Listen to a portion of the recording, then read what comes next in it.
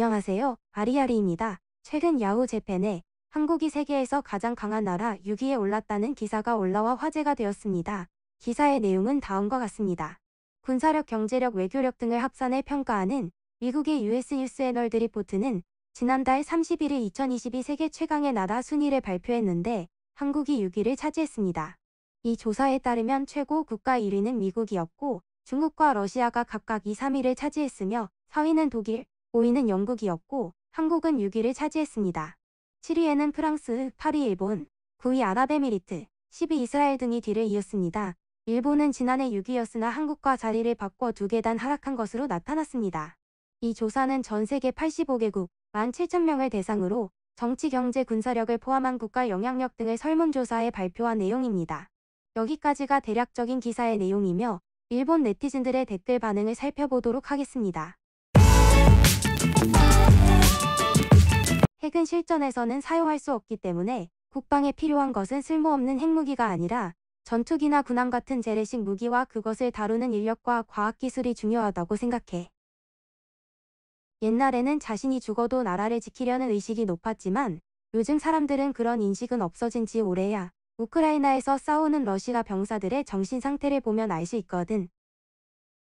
이 순위가 신뢰성이 어느 정도인지 모르겠지만 일본은 정치를 싹 물갈이해서 일본의 경제력과 군사력을 키우는 데 더 노력해야 하지 않을까? 30년 동안 월급이 오르지 않는 일본은 최강과 거리가 먼 것이 당연한 일이야. 에너지도 없고 자연재해도 많지만 정치하는 인간들을 다 갈아치우지 않는 한 발전이 없을 거야.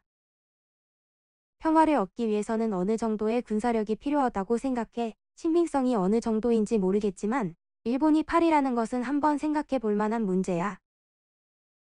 이 순위가 얼마나 의미가 있는지는 모르겠지만 일본에 쇠퇴하고 있다는 것은 인정해야 할 거야. 출산율과 고령화로 인해 일본의 국력은 계속 저하되어 가난해질 것이 뻔하거든.